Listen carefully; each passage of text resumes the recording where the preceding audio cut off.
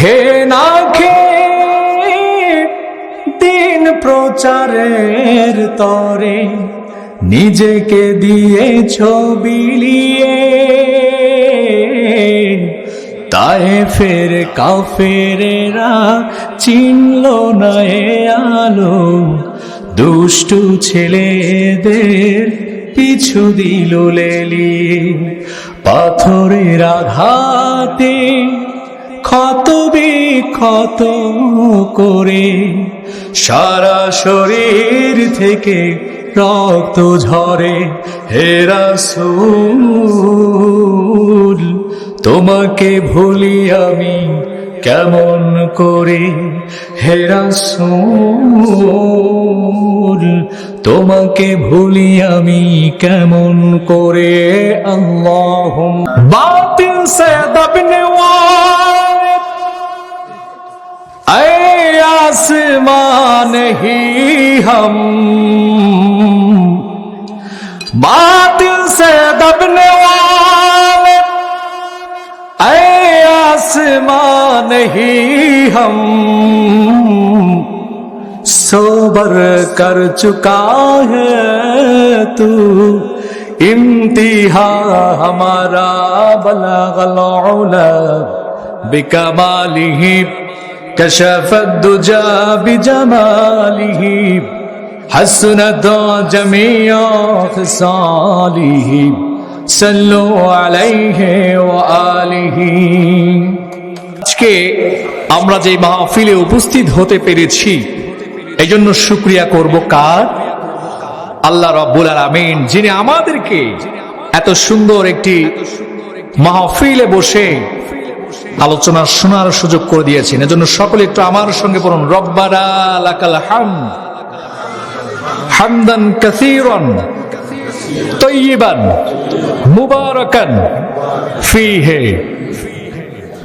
অজস্র অগণিত দরুদ এবং সালাম রাসূলে কারীমের শানে, যে প্রিয় নবী হযরত মুহাম্মদ সাল্লাল্লাহু আলাইহি ওয়াসাল্লাম গোটা পৃথিবীর জমিনে আগমন করেছেন, মানুষকে হেদায়েতের পথে, আলোর পথে, কোরআনের পথে যিনি আহ্বান করেছেন, সে মহান নবীর শানে কণ্ঠ উজাড় করে দুরুদ ও সালাম বলি সাল্লাল্লাহু আলাইহি ওয়াসাল্লাম।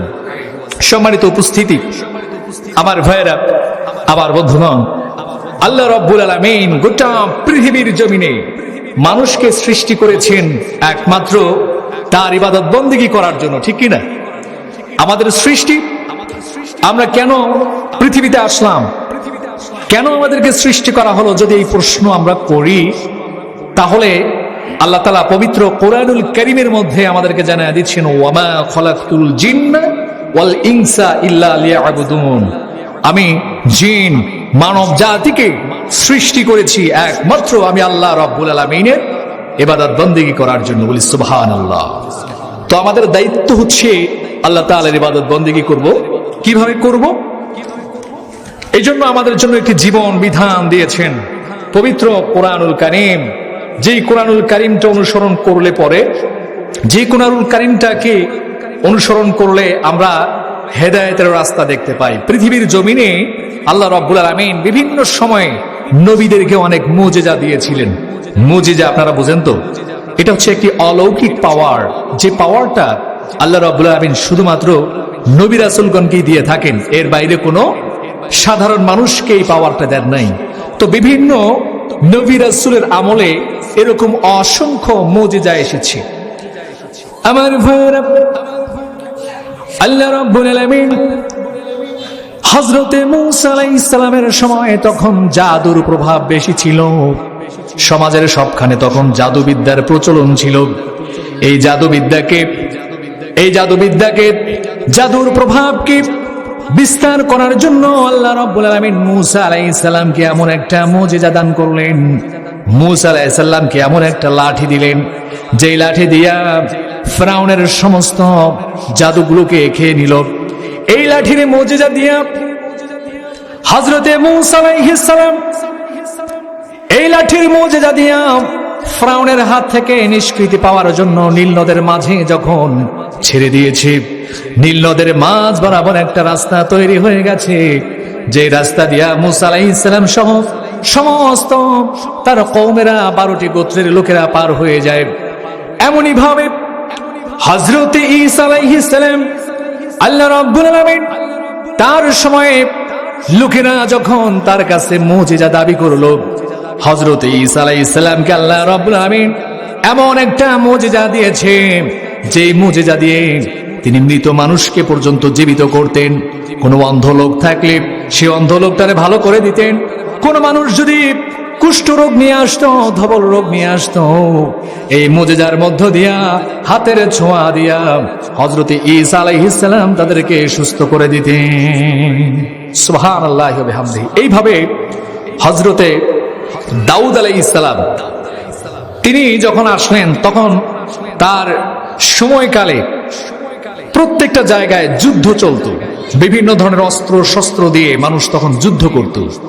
তো এই যুদ্ধের সময় তাকে আল্লাহ রাব্বুল আলামিন এমন একটা পাওয়ার দিয়েছেন, এমন একটা মুজিজা দিয়েছেন, যে মুজিজা দিয়ে তিনি যে কোনো ধাতব জন্তু, ধাতব বস্তুকে, এই যে মেটাল, তারপরে আপনার তামা দস্তা সহ যত যত কঠিন যে পদার্থগুলি রয়েছে, এগুলোকে আঙ্গুল দিয়ে নরম করে করে বিভিন্ন শেপ দিয়ে, আকৃতি দিয়ে অস্ত্র শস্ত্র নির্মাণ করতেন। বুঝতেছেন আমার কথা? ঠিক এমনই ভাবে তার ছেলে হযরত সুলাইমান আলাইহিস সালাম, তাকেও আল্লাহ রাব্বুল আলামিন এমনই ভাবে গোটা পৃথিবীর রাজত্ব দিয়েছেন। এই গোটা পৃথিবীর জমিনে 4 জন ব্যক্তিকে আল্লাহ রাব্বুল আলামিন পৃথিবীর বাদশাহী দিয়েছেন। তার মধ্যে একজন হচ্ছে হযরত সুলাইমান আলাইহিস সালাম, যিনি আল্লাহ তাআলার দ্বীন প্রতিষ্ঠা করেছেন। এর মধ্যে 2 জন ছিলেন কাফির আর 2 জন ছিলেন মুমিন। এর মধ্যে একজন হচ্ছে হযরত সুলাইমান আলাইহিস সালাম, আর একজন হচ্ছেন বাদশাহ জুলকারনাইন। তো হযরত সুলাইমান আলাইহিস সালামকে এমন একটা তক্তা দিলেন, গালিচা দিলেন, যেটার উপর সওয়ার হয়ে তিনি গোটা পৃথিবী তিনি ভ্রমণ করতেন। বলি সুবহানাল্লাহ। এভাবে অসংখ্য নবীদেরকে তাদের বর্তমান, তাদের সেই আমলের প্রেক্ষাপট অনুযায়ী, ব্যাকগ্রাউন্ড অনুযায়ী তাদেরকে মুজিজা দিয়েছেন। আমার ভাইয়েরা, আমার নবী, দিনের নবী, বিশ্ব নবী মুহাম্মাদুর রাসূলুল্লাহ সাল্লাল্লাহু আলাইহি ওয়াসাল্লাম যখন পৃথিবীর জমিনে আসলেন, কাবারে প্রান্তরে প্রান্তরে তখন কবিতার চর্চা হতো। মানুষ কবিতা লিখত, কবিতা প্রতিযোগিতার আয়োজন করত। এমনই ভাবে আল্লাহ রাব্বুল আলামিন তাদের সেই কবিতার উপরে প্রভাব বিস্তার করবার জন্য আল্লাহ রাব্বুল আলামিন এমন একটা গ্রন্থ দিয়েছেন, এমন একটা ছন্দ মাখা গ্রন্থ দিয়েছেন, পবিত্র কোরআনুল কারীম, যার তেলাওয়াত পর্যন্ত শুনে আবু জেহেলের মতো লোক বাড়ির আশেপাশে থেকে লুকায়া লুকায়া তেলাওয়াত শুনত। সুবহানাল্লাহ বলবেন না? আবু জেহেল পৃথিবীর ইতিহাসে সবচাইতে বড় মুশরিক কাফের যদি থাকে, তার নাম কি? আবু জেহেল। এই আবু জেহেল রাতের অন্ধকারে লুকিয়ে লুকিয়ে রাসূলুল্লাহ সাল্লাল্লাহু আলাইহি ওয়াসাল্লামের তেলাওয়াত শুনে মুগ্ধ হয়ে যেতেন। তো এই কোরআনটাকে আল্লাহ রাব্বুল আলামিন রাসূলের উপরে অবতীর্ণ করলেন, এটা হচ্ছে একটি মুজিজা। আমার ভাইয়েরা, এমনই ভাবে হযরতে ঈসা আলাইহিস সালাম তিনি আসমানে উঠে গেলেন, হযরতে মূসা আলাইহিস সালাম ইন্তেকাল করলেন, হযরতে সুলাইমান আলাইহিস সালাম ইন্তেকাল করলেন, সাথে তার মুজিজাও তিনি নিয়ে গেলেন। হযরতে দাউদ আলাইহিস সালাম ইন্তেকাল করলেন, তার মুজিজাও ভেনিশ হয়ে গেল। এমনই ভাবে আমাদের প্রিয় নবী হযরতে মুহাম্মদ সাল্লাল্লাহু আলাইহি ওয়াসাল্লাম ইন্তেকাল করেছে, কিন্তু তার মুজিজা পবিত্র কোরআনুল কারীম আজ পর্যন্ত রয়ে গেছে, কিয়ামত পর্যন্ত আল্লাহ রাব্বুল আলামিন কোরআনুল কারীমকে অব্যাহত রাখবে। এই কোরআনুল কারীমটাই হচ্ছে আমাদের জন্য সর্বশ্রেষ্ঠ মুজিজা, যে মুজিজাকে আল্লাহ রাব্বুল আলামিন কিয়ামত পর্যন্ত অক্ষুণ্ণ রাখবে। এর একটি হরফ, এর একটি শব্দ, বর্ণ পরিবর্তন হবে। সেই কোরআনুল কারীম কেন হবে না? কারণ এই যে আমার সামনে কতগুলি বাচ্চা বসে আছে না, তারা হচ্ছে এক একজন কোরআনের হাফেজ হচ্ছে, অনেকে হয়েছে, অনেকে হবে। এখন আপনি বলেন তো, পৃথিবীর সমস্ত বই যদি আপনি পুড়ে ফেলেন, সমস্ত কোরআনও যদি পুড়ে ফেলেন, এই বাচ্চার হৃদয়ে যে গ্রন্থটা আছে, এই বাচ্চাদের লেহেনের ভেতরে যে কোরআনটা আছে এটা কি পুড়িয়ে ফেলা সম্ভব? সম্ভব নয়। এজন্য বলা হচ্ছে পৃথিবীর সমস্ত বইয়ের দোকান যদি পুড়ে যায়, গ্রন্থ যদি পুড়ে যায়, এই কোরআনুল কারীমের একটি অর্থ, একটি বর্ণ কখনো নষ্ট হবে না। সেই কোরআন থেকে আজকে আমরা আলোচনা শুনবো। বুঝতেছেন আমার কথা?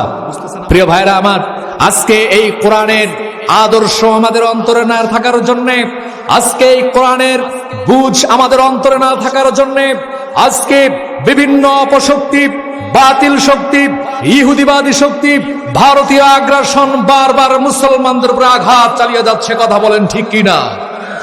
প্রিয় ভাইরা আমার, এই কোরআনকে যদি আমরা বক্ষে ধারণ করতে পারি, আজকে আমার সন্তানকে যদি কোরআনের শিক্ষায় শিক্ষিত করতে পারি, আজকে আমার নাতিকে যদি কোরআনের শিক্ষায় শিক্ষিত করতে পারি, এই ছাত্র ভাইদের মনে, কোরআন হাফেজদের মধ্যে যখন কোরআন থাকবে, এই কোরআনকে কোনো বাতিল শক্তি কখনো রুখে দিতে পারে।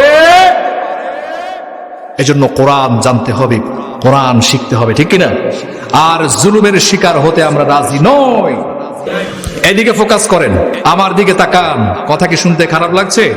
কষ্ট হচ্ছে? ঘুম পেয়েছে? সুযোগ নেই, কারণ আমরা কোরআনের সৈনিক। এই কোরআন হাতে নিয়ে, এক হাতে কোরআন আর এক হাতে তরবারি নিয়ে সাহাবীরা যুদ্ধ করেছে, তাবেঈনরা যুদ্ধ করেছে। এই উপমহাদেশে, এই জমিনে